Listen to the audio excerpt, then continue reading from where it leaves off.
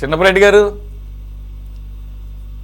విజయసాయి రెడ్డి గారు పార్టీ అంట, మరి మీకే కొద్దిగా ఎవరికి నష్టం లేదు కానీ వైసీపీకే కొంత నష్టం చేకూరే అవకాశం ఉందని చెప్పేసి అభిప్రాయాలు వినపడుతున్నాయి.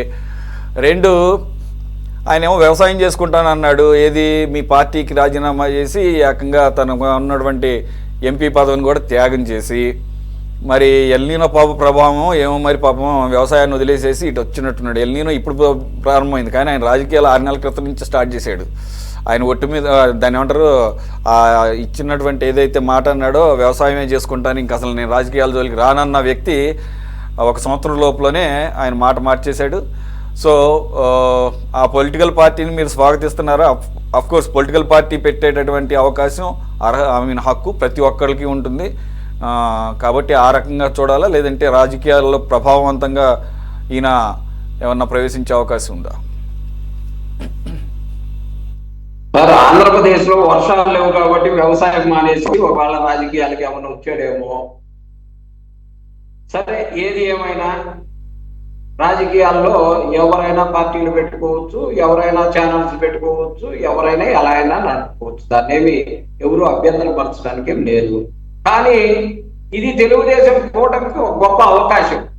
ఎందుకంటే ఇప్పుడు దాకా జగన్మోహన్ రెడ్డి గారి మీద 3 పోటీ చేశారు.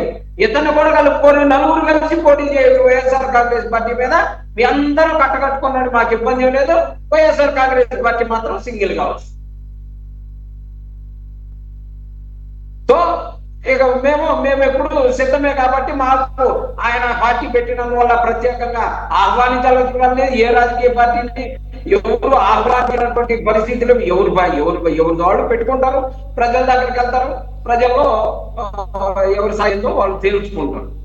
అలాగే అంటే ఒక వాదన వినపడుతుంది సార్. ఒక వాదన ఏంటంటే టీడీపీ జనసేన నుంచి ఎవరు కూడా ఈయనకి మద్దతుగా వెళ్ళే అవకాశం కనపడటం లేదు. అయితే గీతే పాత పరిచయాలతో కొంతమంది రిటైర్ అయిపోయినటువంటి బ్యాచ్ వైసీపీ కాదు కానీ గతంలో కాంగ్రెస్లో పనిచేసిన వాళ్ళు, లేకపోతే ప్రస్తుతం కాంగ్రెస్లో ఉన్నవాళ్ళు, అలాగే ఇప్పుడు శ్రీరామ్ గారు చెప్తున్నట్టు కొంతమంది అసంతృప్తవాదులు వైసీపీలో ఉన్న వాళ్ళ మాత్రమే ఆయన వెనకాల ఉన్నారు. లేకపోతే రేపు ఆయన పార్టీకి ఏమన్నా పెడితే కనుక ఆయన దాంట్లోకి వచ్చే అవకాశం ఉంది, ఇంకెక్కడ అవకాశం లేని వాళ్ళు అనే వాదన వినపడుతుంది. సో దీని మూలంగా వైసీపీలో ఉన్నటువంటి అసంతృప్తులు అన్నప్పుడు మీకు ఏమన్నా మరి కొంత నష్టం చేకూర్చే అవకాశం ఉంటుంది కదా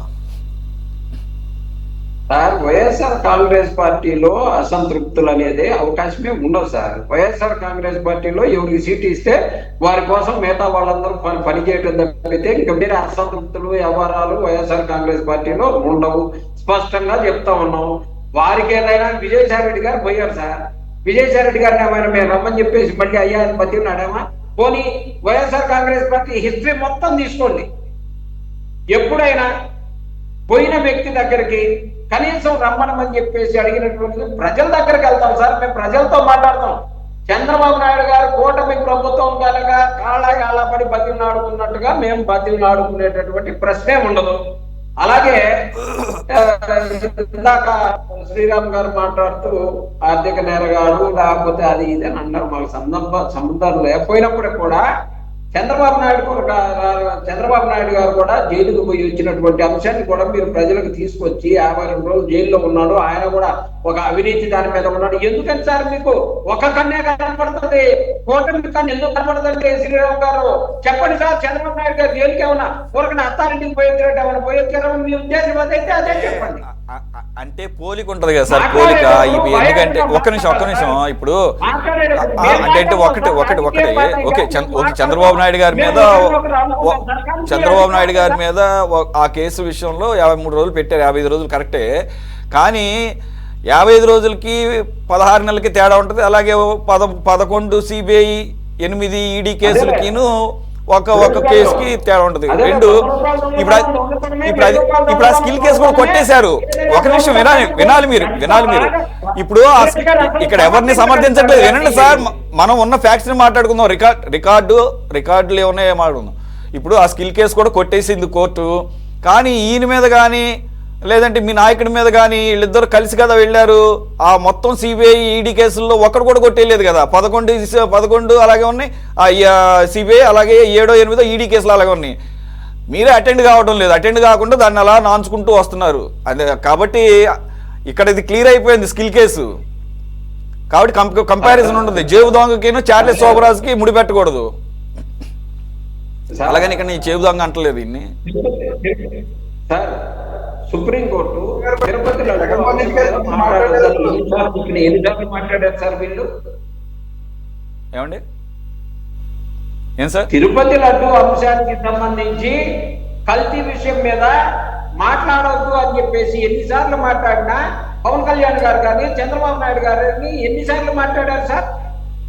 ఎవరు మాట్లాడుతున్నారు? చంద్రబాబు నాయుడు గారు సీట్ లో కూర్చొని పోలీసులు వాళ్ళ కాబట్టి కేసులన్నీ నేను రద్దు చేయించుకున్నాను, స్టీల్ కేసు లేదు లేకపోతే ఇంకో కేసు లేదని చెప్పేసి క్లీన్ చిట్ ఇచ్చుకుంటే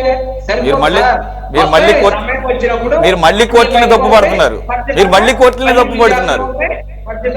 ఏం జరగాలో అది జరుగుతుంది. ఓకే సరే. ఎనీవే విజయకిరణ్ గారు, యాక్చువల్గా గతంలో ఒక 6 నెలల క్రితం మాట్లాడినప్పుడు విజయసాయి రెడ్డి గారు మాట్లాడింది ఏంటంటే, సార్ శ్రీరామ్ గారు ఒక్క నిమిషం గారి గురించి మాట్లాడలేదు కాదు, చిన్న క్లారిటీ ఇస్తాను నేను అంతే.